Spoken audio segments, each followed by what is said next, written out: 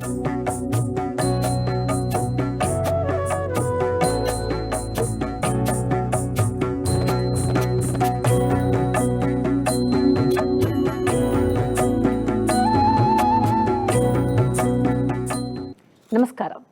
కైలాస మానస సరోవర యాత్ర ఈ 2026 సంవత్సరంలో ఎక్కడ విన్నా ఎక్కడ చూసినా ఈ కైలాస యాత్ర గురించి ఆలోచన, అన్వేషణ, ఆరాటం. ఈ 2026 సంవత్సరంలో ఒక్కసారైనా కైలాస యాత్ర చేస్తే 12 సార్లు రెట్టింపు ఫలితమని ఇప్పుడు అంతటా ఇదే ప్రస్తావన. కైలాస యాత్ర అనగానే ఇప్పుడు అందరికీ గుర్తొచ్చే ఏకైక travel agency Sri Gayatri tours and travels. గత 2025 సంవత్సరంలో అత్యధిక సంఖ్యలో కైలాస యాత్రను దిగ్విజయంగా పూర్తి చేయించి ద బెస్ట్ కైలాష్ టూర్ ఆపరేటర్గా అవార్డు పొంది సక్సెస్ఫుల్గా ఈ సంవత్సరం ఇప్పటికే 300 మందికి పైగా కైలాస యాత్రని పూర్తి చేయించి తిరిగి వచ్చిన Sri Gayatri tours and travels అధినేత శ్రీ పివి భరత్ శర్మ గారిని ఈ సంవత్సరం రూల్స్ అండ్ రెగ్యులేషన్స్, వాతావరణ పరిస్థితులు, తీసుకోవాల్సిన మరిన్ని జాగ్రత్తల గురించి తెలుసుకుందాం. నమస్తే భరత్ శర్మ గారు. అమ్మ హర హర మహాదేవమ్మ. ప్రేక్షకులకు అందరికీ నమస్కారం.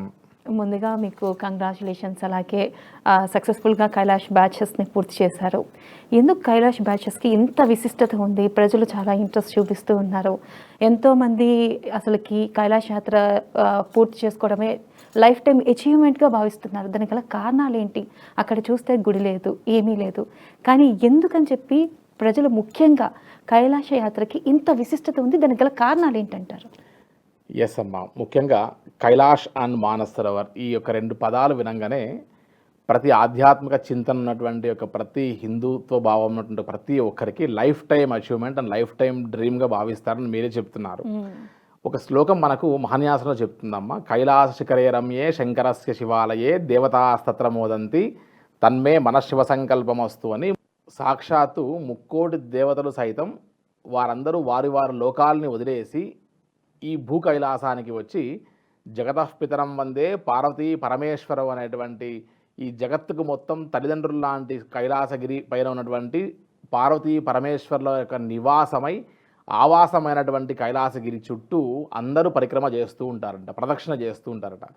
ఇతనికి మనం చూస్తే స్వామివారికి సురాసుర పూజితాయ నమః అని ఒక పేరమ్మ. అంటే దేవతలు, రాక్షసులు ఇద్దరితో పూజింపబడేటువంటి వారు ఎవరైనా ఉన్నారు అంటే ముక్కోటి దేవతల్లో కేవలం ఒక ఈశ్వరుడు మాత్రమే అని చెప్తారమ్మ. కాబట్టి మన యొక్క కంటితో, మన బొందితో, అంటే మన శరీరంతో మనం విష్ణులోకానికి కానీ బ్రహ్మలోకానికి కానీ వెళ్ళే అవకాశం లేదు. కేవలం ఒక సాక్షాత్తు పరమేశ్వరుడి యొక్క ఇల కైలాసమైనటువంటి కైలాస యాత్రని మాత్రమే చేసి మనం వారు ఎక్కడైతే ఉంటారో, అంటే మనకు మన దేవాలయాల్లో, ఊరి బయట ఉన్నటువంటి యొక్క మహా శ్మశానంలో కూడా స్వామివారు కనబడుతూనే ఉంటారు. కానీ వీరందరికీ హెడ్ క్వార్టర్ ఎక్కడ ఉంది అంటే అది సాక్షాత్తు కైలాసగిరి. కాబట్టి లైఫ్లో 12 జ్యోతిర్లింగాలు ఇవన్నీ పూర్తయిన తర్వాత ఇందాక మీరు చెప్పినట్టుగా అర్చన, అభిషేకము, హోమము ఇటువంటివి ఏమి పూజా పునస్కారాలు లేనటువంటి ఒక ప్రదేశమైనటువంటి కైలాస్కి వెళ్ళి ఆ కైలాస మానస సరోవర యాత్ర చేస్తున్నప్పుడు సాక్షాత్తు మనం మన కంటితో శివపార్వతులను దర్శించి తరించేటువంటి ఒక అద్భుతమైన అవకాశము అని చెప్తారమ్మ. అంటే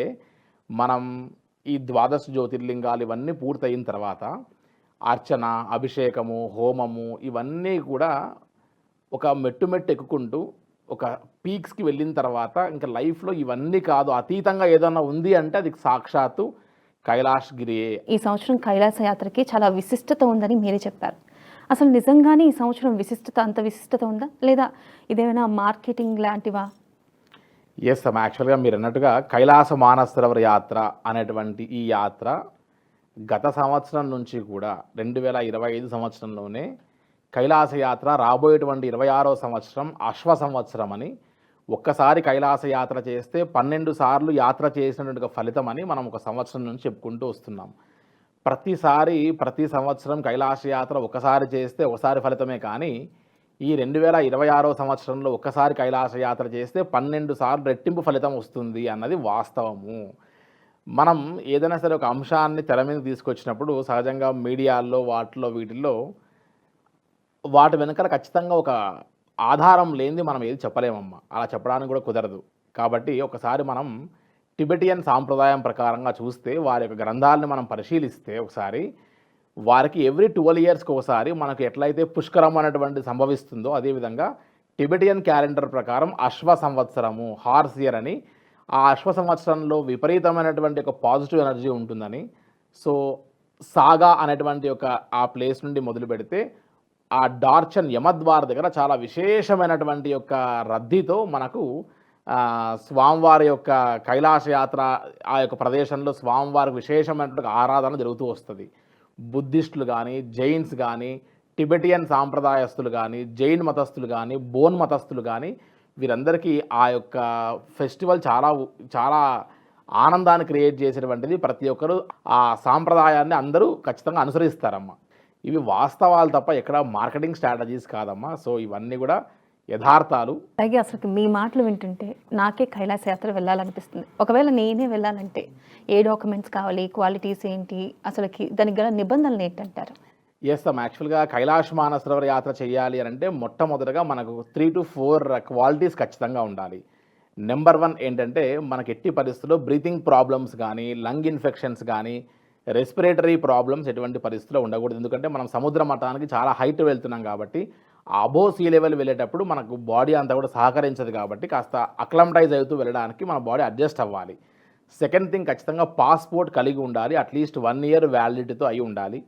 అట్ ది సేమ్ టైం మనము గమనిస్తే 9 సంవత్సరాల నుంచి 75 సంవత్సరాల వరకు కూడా ఈ యాత్రకు వెళ్ళచ్చు. సబ్కాన్షియస్ మైండ్లో క్లారిటీ, ప్యూరిటీ ఉండి మనం వెళ్ళేటువంటి యొక్క ప్రదేశం యొక్క వాతావరణ మార్పులకి మన బాడీ తట్టుకోగలిగితే ఎవరైనా యాత్ర చేయొచ్చు. అట్లీస్ట్ ఒక 3 months ముందే మనం ఈ యొక్క యాత్రకు కావాల్సినటువంటి యొక్క డాక్యుమెంటేషన్ ప్రాసెస్ అన్నీ కూడా మనం సిద్ధం చేసుకోవాల్సి వస్తుంది వీసా అండ్ పర్మిట్స్ కోసం. సో ఈ వీసా పర్మిట్స్ అనేటివి 45 days పడుతుంది ఇంచుమించుగా. సో మనం ఏ మంత్ అయితే వెళ్దాం అనుకుంటున్నామో అంతకంటే ముందు ఒక 3 months ముందే అట్లీస్ట్ ఈ యాత్రకు కావాల్సిన డాక్యుమెంటేషన్స్ మనం ఇవ్వడము. At the same time high ఆల్టిట్యూడ్కి వెళ్తున్నాము కాబట్టి కేవలం డబ్బు ఉంది, కట్టేశాము, వెళ్ళాలనే కోరిక ఉందని మాత్రమే కాకుండా ఖచ్చితంగా ఈ యొక్క యాత్రకి మన యొక్క ఫిజికల్గా, మన మెంటల్గా మన బాడీని మనం ట్యూన్ చేయాలమ్మా. సో ఖచ్చితంగా వాకింగ్ చేయడము, డైట్ ఫాలో అవ్వడము, ప్రాణాయామం లాంటి బ్రీతింగ్ ఎక్సర్సైజ్ చేయడము, ఇవన్నీ కూడా కైలాష్ యాత్రకి సపోర్ట్ చేస్తాయి. కాబట్టి గాయత్రి టూర్స్ అండ్ ట్రావెల్స్లో కేవలం పర్మిట్, వీసా, యాత్ర తీసుకెళ్ళడమే కాకుండా మన Gayatri tours and travels YouTube channel మీరు ఒకసారి వెళ్ళి చూస్తే ప్రతిరోజు సుమారుగా 100 మంది యాత్రికుల సమూహంతో మనం జూమ్ మీటింగ్ పెట్టి వారందరికీ ఒక మంచి యోగా ట్రైనర్తో మనం యోగా ఆసనాలు ప్లస్ బ్రీతింగ్ ఎక్సర్సైజెస్ లాంటివన్నీ కూడా మనం చేయిస్తూ ఇప్పటికీ వెళ్ళినటువంటి ఒక 300 మంది యాత్రికుల వరకు ఎవరైతే వెళ్ళారో వారందరికీ యోగా చేయడం వల్ల నా బాడీని మార్చుకోవడం వల్ల ఇంత ప్రశాంతంగా యాత్ర చేశాము అనుకుంటారు. సో ఇవన్నీ క్వాలిటీస్ మనం ఫాలో అవ్వగలిగితే ఖచ్చితంగా ఈ యాత్రని చాలా ప్రశాంతంగా, సక్సెస్ఫుల్గా 2 కాళ్ళు మనకు ఉన్నాయమ్మా. కానీ 2 కాళ్ళు లేని వాళ్ళు కూడా కైలాస యాత్ర చేయొచ్చు. మనం కైలాస యాత్ర పరిక్రమలో చూస్తూ ఉంటే 2 కాళ్ళు లేకుండా చేతి కింద కర్రలు పట్టుకొని పరిక్రమ చేస్తున్న వాళ్ళని కూడా గమనిస్తాం. అలాగే సార్, చూసుకున్నట్టయితే కైలాష్ యాత్రకి చిన్నపిల్లలు కూడా వెళ్తున్నట్టు తెలుస్తుంది. మరి ఒకవేళ కనుక చిన్నపిల్లలు కూడా వెళ్తున్నట్టయితే ఏజ్ లిమిట్ ఉందా అసలుకి? ఎస్ అమ్మ, యాక్చువల్గా కైలాష్ మానసరోవర్ యాత్రకి మనకు ఇంతకుముందు 2019 వరకు మనం గమనిస్తే ఎప్పుడు కూడా 69 years వరకు మాత్రమే అలౌ చేసేవాళ్ళు. 13 సంవత్సరాల పైన ఉంటేనే మనకు పర్మిట్ ఇచ్చేవారు. ఈ రోజు కూడా మీరు గూగుల్లోనో, ఆన్లైన్లోనో, ఏఐలోనో సెర్చ్ చేస్తే మీకు కైలాష్కి ఏజ్ లిమిట్ 13 to 69 years వరకు మాత్రమే కనబడుతుంది. కానీ ఒక్క గాయత్రి టూర్స్ అండ్ ట్రావెల్స్ మాత్రమే 2025 సంవత్సరం లాస్ట్ ఇయర్లోనే 69, 70, 71, 72, 73, 74, 75 years ఉన్నటువంటి ఒక యాత్రికులకు కూడా మనం కైలాష్ యాత్రకి పర్మిట్స్ ప్లస్ వీసాస్ అన్ని కూడా ఏర్పాట్లు చేయగలిగి వారందరినీ సక్సెస్ఫుల్గా పరిక్రమ కూడా చేయించగలిగాం. సో 9 years ఉన్నటువంటి ఒక అబ్బాయికి కూడా మనం పర్మిట్ తీసుకురాగలిగాం. ఇవన్నిటికీ కొన్ని రూల్స్ అండ్ రెగ్యులేషన్స్ ఫాలో అయ్యి కాస్త 70+ ఉన్న వాళ్ళకి కూడా మనం కొన్ని డాక్యుమెంటేషన్స్ ప్లస్ ఒక మెడికల్ సర్టిఫికేట్ ప్రొవైడ్ చేస్తే ఎంబసీకి ఖచ్చితంగా పర్మిట్స్ వస్తాయి. ఇవన్నీ కూడా ఆల్మోస్ట్ ఒక 1000 మందికి సంబంధించినటువంటి పర్మిట్ లిస్ట్ కాపీస్ అమ్మా ఇవి. దీంట్లో మీరు గమనిస్తే సుమారుగా 2002, 2003 బాన్ నుంచి మొదలు పెడితే 75 సంవత్సరాల వరకు ఉన్నటువంటి ఒక పర్మిట్ అండ్ వీసా కాపీస్ మీకు ఇందులో కనబడుతూ వస్తాయి. సో కైలాష్ యాత్ర అసలు చెప్పాలంటే ఇండియాలోనే, భారతదేశంలోనే 70+ ఉన్నటువంటి ఒక యాత్రికులను ఎవరైనా సరే తీసుకొని వెళ్ళగలిగారు సక్సెస్ఫుల్గా అంటే అది కేవలం గాయత్రి టూర్స్ అండ్ ట్రావెల్స్ అని చాలా గర్వంగా, ప్రౌడ్గా చెప్పుకోగలం అనేది. అలాగే సార్, మనం చూసుకున్నట్టయితే అసలు కైలాస యాత్రకి పర్మిషన్స్ ఆగిపోయినాయి అని ఒకటి వినిపిస్తుంది. దాంట్లో అసలు నిజం ఎంత? నిజంగానే పర్మిషన్స్ ఆగిపోయాయా? ఎస్ అమ్మ, యాక్చువల్గా కైలాష్ మానసరోవర్ యాత్ర అనేటువంటి ఈ యాత్రకి ఈ సంవత్సరం ఎప్పుడూ కూడా లేనటువంటి విధంగా సంవత్సరం అంతా కూడా నడవవలసినటువంటి ఒక పర్మిట్ వీసా ప్రాసెస్ అంతా కూడా కేవలం 1 మంత్లో పూర్తయిపోయాయమ్మ. సో చైనీస్ ఎంబసీ అండ్ సిఐపిఎస్సి అనే ఒక సంస్థ, ఎఫ్ఈసి అనేటువంటి సంస్థకి ఒక కోటా ఉంటుంది. సో ఆ కోటాలో ఎన్ని విపరీతమైనటువంటి ఒక పర్మిట్ వీసాలన్నీ కూడా ఫస్ట్ ముందుగానే మనం జాగ్రత్త పడి తీసుకొని ఎప్పుడో సుమారుగా లాస్ట్ ఇయర్ డిసెంబర్ నుండే కైలాష్కి వెళ్ళాలనే సంకల్పంతో ముందుగానే అందరూ రెడీ చేసుకుని పర్మిట్స్ అన్నీ కూడా, ఈవెన్ మనం కూడా సుమారుగా 1000 నుంచి 1100 మంది పర్మిట్స్ అన్నీ కూడా ఇవన్నీ మనం ఫస్ట్ సీజన్ ఎంటర్ అవ్వగానే ఓపెన్ అవ్వగానే ఇవన్నీ మేలో అప్లై చేశాం. కాబట్టి ఈరోజు మనం చేతిలో పర్మిట్ అండ్ వీసాస్ పట్టుకొని కూర్చోగలిగాం. సో ఎప్పుడైతే మనం గమనించినప్పుడు ఎప్పుడైతే రష్ ఉంటుందో ముందుగానే ఆ కోటాకు సంబంధించిన పర్మిట్ అండ్ వీసాస్ అన్ని ఇచ్చిన తర్వాత ఇప్పుడు జూన్ ఎండింగ్ వరకు ఆల్రెడీ కోటా అయిపోయింది అని చెప్తూ వస్తున్నారు. కానీ ప్యానిక్ అవ్వాల్సిన అవసరం లేదు. ఎందుకంటే విపరీతమైనట్టుగా ఈ యొక్క రద్దీని కంట్రోల్ చేయడానికి ఈ జూన్ వరకు ఆపారు. ఎట్టి పరిస్థితుల్లో మళ్ళీ జూన్ 15వ తారీఖు తర్వాత మళ్ళీ కోటా రిలీజ్ అయ్యి ఒక 10 నుంచి 15 రోజుల వరకు మాత్రమే వీసా పర్మిట్స్ ఇస్తారు. ఆ తర్వాత ఇంకా కైలాష్ యాత్రకి ఈ సంవత్సరం మనం ఆశ వదులుకోవాల్సిందే. ఎందుకంటే విపరీతమైనటువంటి ఒక ఫ్లో ఇప్పటికే కోటా అంతా కూడా పూర్తవ్వడము. ఎందుకంటే కైలాష్ యాత్రకి ఇష్టం వచ్చినట్టుగా చైనాలోకి రానివ్వరు. మన పుష్కరాల్లో వచ్చినట్టుగా గుంపులుగా వెళ్ళి అక్కడ ఇబ్బంది కానివ్వరు. సిస్టమేటిక్గా ఎంతమంది ఇన్ అవ్వాలో బార్డర్లోకి అంతమంది అవుట్ అవ్వాల్సిందే. అందుకని రెగ్యులేషన్స్ నడుస్తాయి అక్కడ వీసా అండ్ పర్మిట్ దగ్గర. కాబట్టి మనం ముందుగానే అందరినీ అలర్ట్ చేసి మన బ్యాచెస్ అందరికీ పర్మిట్స్ అండ్ వీసాస్ అని కూడా ముందు తీసుకోవడం జరుగుతూ వచ్చింది. అండ్ ఇక నుంచి ఎవరైనా సరే ఈ సంవత్సరం సంవత్సరంలో కైలాష్ యాత్ర చేయాలి అనే ఆలోచన ఉంటే ఈరోజు ఆల్మోస్ట్ మనం జూన్ 6th, 7th, 8thలో ఉన్నామమ్మా. ఇంచుమించుగా జూన్ 15th వరకు మ్యాక్సిమం మన యొక్క పాస్పోర్ట్ ఒక గాయత్రి టూర్స్ అండ్ ట్రావెల్స్లో కాదు, ఇండియాలో కాదు, ప్రపంచ దేశాల్లో ఏ ట్రావెల్ ఆపరేటర్తో అయినా సరే మీరు సంప్రదించి ఆ సంబంధించిన స్కాన్డ్ కాపీ ఆఫ్ పాస్పోర్ట్ ఇస్తే ఖచ్చితంగా మనం జూన్ 15వ తారీఖు వరకు మనం పర్మిట్కి అప్లై చేయగలిగితే ఖచ్చితంగా పర్మిట్స్ వస్తాయి. సో అపోహకు గురి కావాల్సిన అవసరం లేదు. అలాగే చూసుకున్నట్టయితే అసలుకి ఏ సీజన్లో వెళ్తే కైలాష్ యాత్రకి బెటర్ అంటారు? సహజంగా మే నుండి మొదలు పెడితే May, June, July, August, September, October 15 వరకు కైలాష్ యాత్రకు వెళ్ళచ్చు. ఈసారి ముందుగానే వర్షాలు పడి వెళ్ళిపోయాయి కాబట్టి ఇప్పుడు వర్షాలు పడతాయనేటువంటి అపోహ కూడా లేదు. ఒకవేళ పడ్డా నేపాల్ పార్ట్లో తప్ప టిబెటియన్ పార్ట్లో ఎక్కడా వర్షం పడేటువంటి అవకాశం ఉండదు. యాక్చువల్గా ఒకవేళ వర్షం పడ్డా కూడా H2O అంటాం మనం కెమిస్ట్రీ భాషలో, కోడ్ లాంగ్వేజ్లో. H2Oలో O2 అంటే ఆక్సిజన్ ఉంది అని చెప్తారు. సో వాటర్ కంటెంట్లో ఆక్సిజన్ ఉంది కాబట్టి చిన్నగా తుంపర్లు పడ్డా వర్షం పడ్డా మనకి హెల్ప్ఫుల్ ఏమవుద్దంటే ఎవరైనా బ్రీతింగ్ ప్రాబ్లం ఉన్న వాళ్ళకి ఆక్సిజన్ ఇంకా బాగా దొరుకుతుంది. మన దగ్గర ఇక్కడ 21% ఆఫ్ ఆక్సిజన్ ఉన్నటువంటి దగ్గర నుంచి మనం హై ఆల్టిట్యూడ్ కైలాష్కి వెళ్ళేసరికి 10% మాత్రమే ఆక్సిజన్ ఉంటుంది. కాబట్టి మన లంగ్స్ ఆ ఆక్సిజన్ ఎక్కువ తీసుకోవడానికి ప్రయత్నం చేస్తుంది.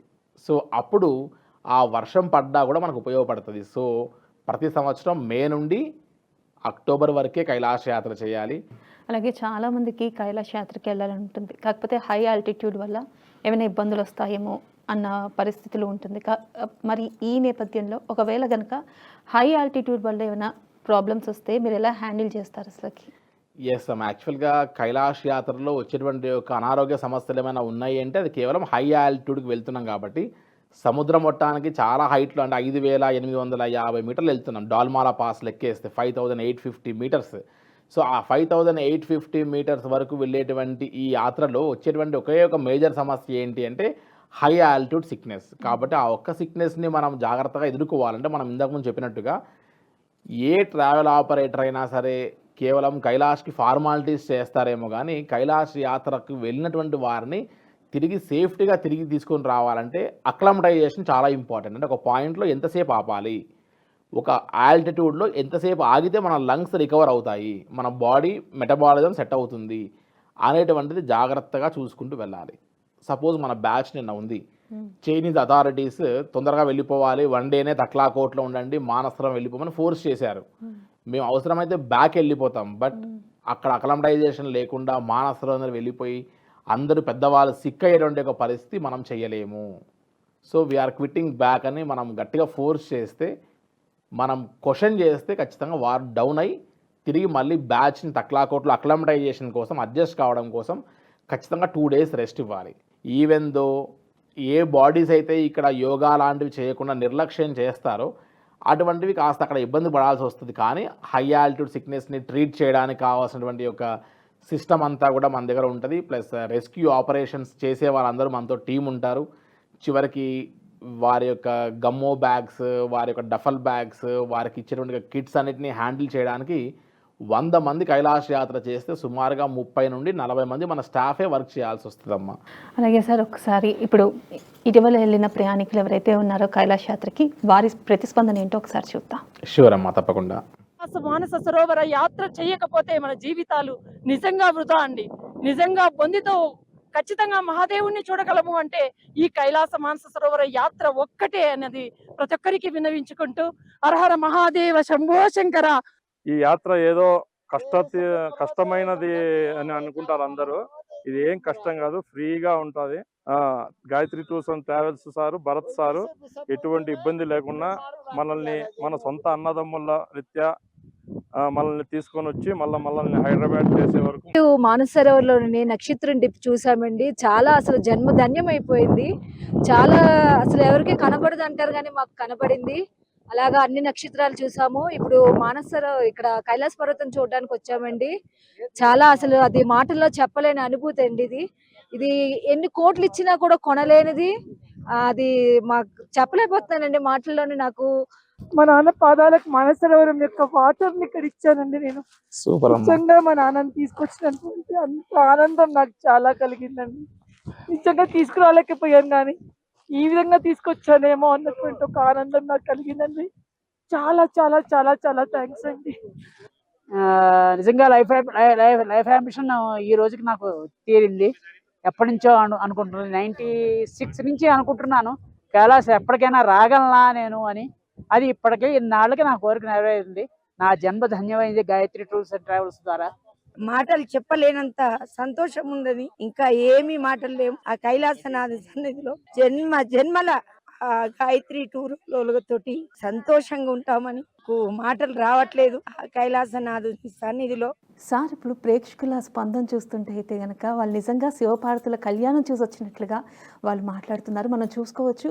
నిజంగానే నక్షత్రాలు అక్కడ స్నానం చేసి వస్తాయి అంటారు. నిజంగానే స్నానం చేస్తాయంటారా? నిజంగా ఆ అనుభూతి మనకు కలుగుతుందంటారా?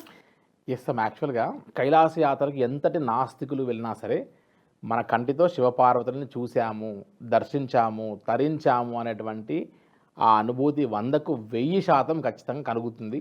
అదేవిధంగా మనం ఎప్పుడైతే డే 4 మనం మానసరోవరం వెళ్తాం సహజంగా మన యొక్క యాత్రలో, ఆ డే 4 మానసరోవరం వెళ్ళినప్పుడు అక్కడ మనం ఒక నైట్ స్టే చేస్తాము. బ్రాహ్మీ ముహూర్తంలో 3 to 4:30 వరకు అందరినీ మనం కాస్త నిద్రలేపి కాస్త జాగ్రత్తగా ప్రొటెక్ట్ చేసుకుని వారందరినీ బయటికి వచ్చి జస్ట్ మానసరోవరం ఒడ్డునే మనం నిల్చొని సంబంధించినటువంటి ఆ యొక్క నక్షత్రాలని కైలాసగిరి వైపు మనం గమనిస్తే ఒక కుక్కలు అరిచినటువంటి యొక్క సౌండ్స్ అని కూడా వినపడిన తర్వాత ఆ నక్షత్రాలన్నీ డిప్ అయి వెళ్తూ ఉండగా చూస్తాం మనం. కొంతమందికి 2 కనపడచ్చు, 3 కనపడచ్చు, కొంతమందికి 50-60 కనపడచ్చు. సో వారి అనుభూతులు ఒక్కొక్కసారి ఒక్కొక్క రకంగా ఉంటాయి. సో అవన్నీ కూడా ఒకసారి మనం విన్నప్పుడు, అది చూసినప్పుడు ఇంత అద్భుతమైనటువంటి ఒక ప్రపంచము, ఇంత ఆశ్చర్యకరమైనటువంటి ఒక ఇది మనం అసలు నమ్మగలమా అనిపించేట్లుగా ఉంటుంది. అది కైలాష్ యాత్ర చేసిన ప్రతి ఒక్కరు, ఇందాక మీరు వింటున్నటువంటి యొక్క ప్రతి ఒక్కరి అనుభూతులు అది ఎక్స్ప్రెస్ చేస్తూ వస్తారు. సో కైలాష్ యాత్ర అనేటువంటి వాటిల్లో ఉన్నటువంటి మిరాకిల్స్ ప్రపంచంలో ఏ దేశంలో లేవు కాబట్టే చైనీస్ వారు మిగతా వాళ్ళందరూ కూడా కైలాస పైకి అధిరోగించడానికి హెలికాప్టర్స్ ప్రయోగించి అవన్నీ కూడా విఫలమయ్యేసరికి అది నో ఫ్లై జోన్ అని చెప్పారు. కాబట్టి ఈ రోజుకి అతీతమైన శక్తి ప్రపంచానికి అందరూ కూడా సెంటర్ ప్లేస్ అమ్మది. సో అతీతమైన శక్తి ఏదో ఉంది అక్కడ అనేటువంటి ఒక భావనతో అదంతా నో ఫ్లై జోన్గా కేటాయించడం జరిగింది. సో కైలాష్ యాత్ర అనేటువంటి ఒక యాత్ర చేసి తరిస్తే తప్ప తెలియనటువంటి ఒక ఎసెన్స్ అమ్మది. కాబట్టి కైలాష్ యాత్ర లైఫ్లో యూత్ ఇంకా చేస్తే ఎక్కువగా యూజ్ ఉంటుందని చెప్పచ్చమ్మా. అసలు కైలాష్ యాత్రని ఇంత ఇంట్రెస్టింగ్గా కొనసాగించడానికి గల కారణాలు ఏంటి సార్ అసలు? ఎస్ అమ్మ, ఇందాక చెప్పినట్టుగా కైలాష్ మానసరోవర్ యాత్ర life time dream, life time ఆనందాన్ని ఇచ్చేటువంటి యాత్ర. సో చేస్తే కైలాష్ యాత్ర నా పేరెంట్స్తో ఇలానే చేయాలి అని నేను అనుకుంటే ఎలా జరుగుతుందో, అక్కడ 10-20 వేల రూపాయలు కైలాష యాత్రలో ఎక్కువైనా, 2-3 రోజులు ఎక్స్ట్రా అయినా, చివరికి క్లైమేట్ బాగోలేక కాస్త ఇబ్బందులకు గురైనా కైలాష్ యాత్ర 100 మంది అలానే చేయాలి. వేరే నెక్స్ట్ థాట్ లేదు ఇంక అక్కడ. సో అటువంటి యొక్క బరువు బాధ్యతతో కూడినటువంటి కైలాస యాత్రని మనం ఫ్రూట్ఫుల్గా అందించినప్పుడు, మనం ఇచ్చేటువంటి సర్వీస్ కరెక్ట్గా ఇచ్చినప్పుడు, ఇంటికి వెళ్ళిన తర్వాత వారు ఎస్ కైలాస యాత్ర నేను అంత ఎసెన్స్ పొందినటువంటి ఒక బ్లెస్సింగ్స్ ఏవైతే ఉంటాయో ఆ బ్లెస్సింగ్సే మనకు లైఫ్ లాంగ్ నిలబడతాయి. లాస్ట్ ఇయర్ 826 మంది కైలాష్కి వెళ్తే అమ్మ చివరికి ఆ వెళ్ళినటువంటి కస్టమర్స్తో ఈ సంవత్సరం సుమారుగా ఒక 500-600 మందిని కొత్త వాళ్ళని రెఫర్ చేసే పరిస్థితికి వచ్చిందమ్మ. సార్ అసలుకి కైలాష్ యాత్ర రూట్ మ్యాప్ ఏంటి? అంటే కొంతమంది రోడ్డు మార్గం ద్వారా కూడా వెళ్తారు కదా, ఎన్ని రోజుల్లో కైలాష్ యాత్రకి మనం చేరుకోవచ్చు, దాన్ని ఎన్ని రోజుల్లో పూర్తి చేయవచ్చు అంటారు?